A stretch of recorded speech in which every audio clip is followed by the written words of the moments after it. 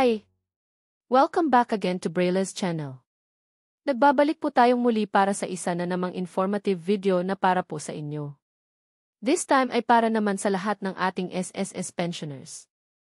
Aalamin natin kung mapapaaga bang muli ang pag-release ng inyong SSS pension ngayong buwan ng August at ang nakaschedule na release ng mga second batch pensioners at lastly, ay alamin din natin ang latest updates ng inyong second tranche dagdag 1,000 pesos.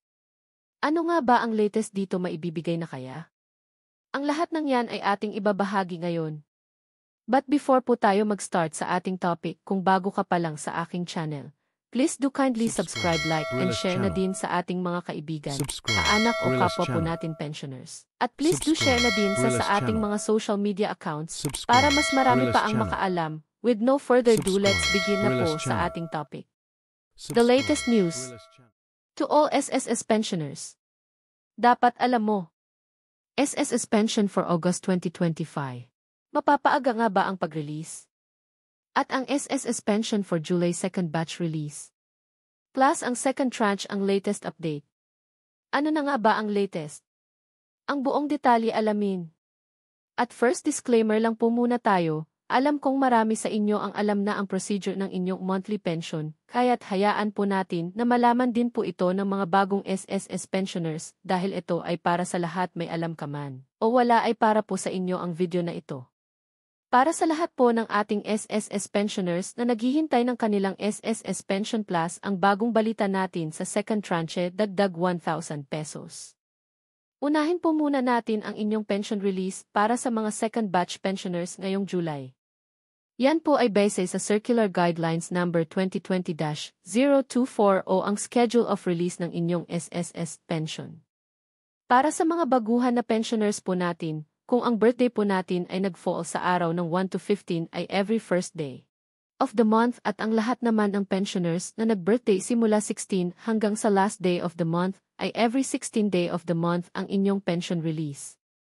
Natapos na ang release ng mga first batch last July 1 at ang second batch pensioners naman ay nakaschedule na ngayong July 16 sa Wednesday na po yan. At this time ay alamin naman natin ang pension release ngayong August. Kung makikita po natin sa August calendar na ang August 1 ay pumatak ng Friday, kaya ang pension release ng lahat ng mga first batch pensioners ay mananatili pa rin sa August 1. At ang lahat naman ng mga second batch pensioners ay makikita po natin na ang August 16 na regular schedule ay pumatak siya ng Sabado which is weekend. Kaya't asahan niyo na po na mapapaaga ang pag-release ng inyong SSS pension para sa lahat ng mga second batch pensioners. Yan po ay ipapasok na ngayong August 15, Friday po yan. Samantala, dumako na po tayo sa second tranche dagdag 1,000 pesos.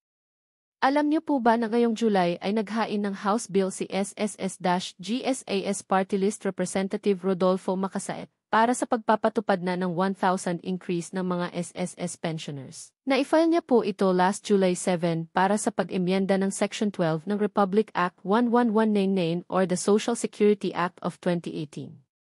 Ayon din kay Macasaet, ang SSS ay isang social insurance program kung saan protektado ang lahat ng members nito sa lahat ng contingencies due to loss of income tulad na lamang ng ating mga SSS pensioners. Isa rin sa nagsusulong ay ang Senior Party List Group Representative Rodolfo Ordanez na dapat na itong maibigay sa mga SSS pensioners dahil matagal na nga itong nakabinbin sa SSS. Hiniling niya kay SSS President Claro na ipatupad na nga ang matagal ng hinihintay ng ating mga SSS pensioners. Kung titignan po natin ang nagiging maganda na ang financial position ng SSS ngayong 2025 dahil sa kumita ito ng highest net income nitong 2023 at taong 2024. Nakadagdag pa sa pagtaas ang ginawang pag-increase ng contribution rate ay nakatulong din para mapataas ang financial capacity ng SSS para matugunan lahat ng benepisyo ng ating SSS members lalo na sa ating mga pensioners. Kung mapapansin niyo po ay may nilabas silang bagong program kung saan pwede nang ang makapag-loan ang ating mga survivor pensioners at itinaas na rin ang loan capacity sa mga members. Ibig sabihin ay may kakayahan na sila na maibigay ang mga privileges at benefits ng ating mga members. Ito rin ang naging plano noon ng dating President Duterte para lang maabot ang budget na ilalaan para sa 1,000 peso second tranche increase ay kinailangan niyang itaas ang SSS contributions rate na nangyari na nga. Pero bakit hanggang ngayon ay hindi ito pinatupad ng SSS? Kailangan na siguro nating mag-ingay at makarating kay President Marcos ang ating mga hinaing para maipatupad na agad ito ngayong taon.